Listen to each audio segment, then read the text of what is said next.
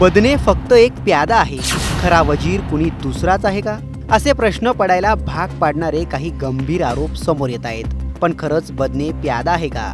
बदने प्यादा असेल तर खरा वजीर नेमका आहे तरी कोण? याच प्रश्नांचं उत्तर डॉक्टर मृत्यू प्रकरणातून समोर आलेली काही प्रश्न देऊ शकतात. डॉक्टर मृत्यू प्रकरणाला मिळालेलं हे वळण धक्कादायक आहे. PSI गोपाल बदने पोलिसांच्या ताब्यात आहे.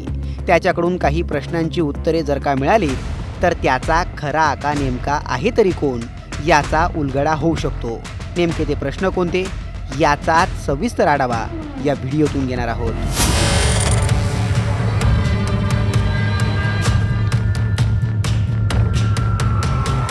PSI बदने आका आहे की प्यादा हे स्पष्ट करणारा पहिला प्रश्न असा आहे की बदनेनं कोणत्या प्रकरणामुळे डॉक्टरवर दबाव टाकला होता. बदनेनं डॉक्टरवर रिपोर्ट बदलण्यासाठी दबाव टाकल्याचा आरोप झाला.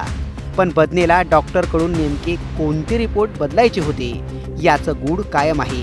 PSI बदनेला कोणतं प्रकरण दडपायचं होतं? त्याला पोस्टमॉर्टम रिपोर्ट बदलायचा होता की हेल्थ सर्टिफिकेट बदलायचं होतं? ते एकच प्रकरण होतं की तो सातत्यानं डॉक्टरवर रिपोर्ट बदलण्यासाठी दबाव टाकत होता? या प्रश्नांचा खुलासा केवळ अटकेत असणारा PSI बदनेच करू शकतो. यानंतरचा प्रश्न येतो की PSI कुणाच्या सांगण्यावरून रिपोर्ट बदलत होता? PSI डॉक्टरवर रिपोर्ट बदलण्यासाठी दबाव टाकत होता, पण तो कुणाच्या सांगण्यावरून ते रिपोर्ट बदलत होता? हे रिपोर्ट बदलून त्याचा काय फायदा होणार होता? बदनेनं हे सगळं कुणाच्या सांगण्यावरून केलं याचाही खुलासा केवळ बदनेच करू शकतो.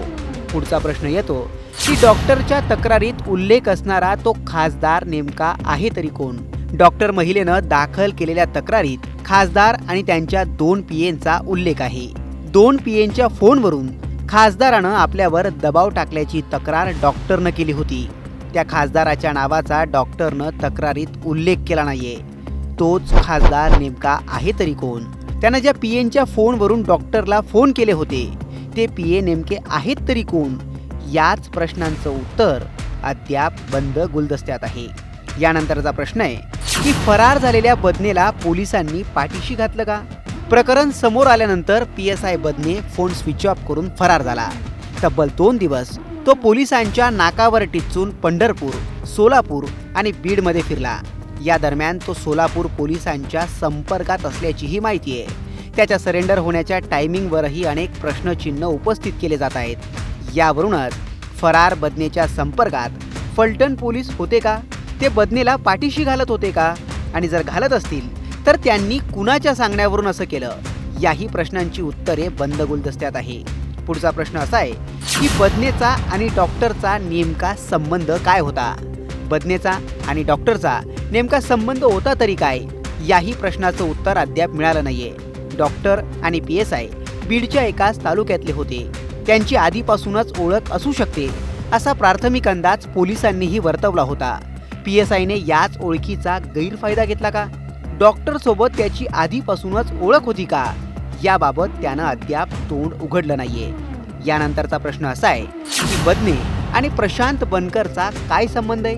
डॉक्टरनं आपल्या हातावर गोपाल बदने सोबत प्रशांत बनकरचं नाव घेतलंय, पण प्रशांत बनकर आणि गोपाल बदनेचा नेमका संबंध काय? प्रशांत बनकर हा डॉक्टरच्या घरमालकाचा मुलगा आहे. तो सॉफ्टवेअर इंजिनियर आहे. तो कामानिमित्त पुण्याला राहतो आणि गोपाल बदने हा पोलीस आहे. मग बदनेनं प्रशांतची काही मदत घेतली आहे का? की दोन्ही खरंच एकमेकांना ओळखत नाहीत? या प्रश्नांची उत्तरे अनेक गूढ उकलू शकतात. शेवटचा आणि सगळ्यात महत्त्वाचा प्रश्न असा आहे की बदनेनं अजून किती डॉक्टर्सवर दबाव टाकलाय? मीडिया रिपोर्ट्सनुसार बदने स्त्रीलंपट होता. उपजिल्हा रुग्णालयात आलेल्या कित्येक महिलांनी त्याच्या विरोधात तक्रारी दाखल केल्या आहेत. महिलांना डोळा मारणे, त्यांच्याकडून पैसे उकळणे, बदनेवर असे अनेक गंभीर आरोप आहेत. त्यामुळे बदनेनं केवळ एकाच डॉक्टरवर रिपोर्ट्स बदलण्यासाठी दबाव टाकला आहे का? की त्यानं असं अनेकांसोबत केलंय? याही प्रश्नाचं उत्तर गोपाल बदनेच्या चौकशीत दडलंय.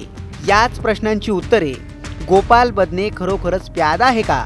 आणि असेल तर त्याचा खरा आका कोण आहे याचं गूढ उकलू शकतात. याबाबत तुम्हाला काय वाटतं? कमेंट करून नक्की कळवा.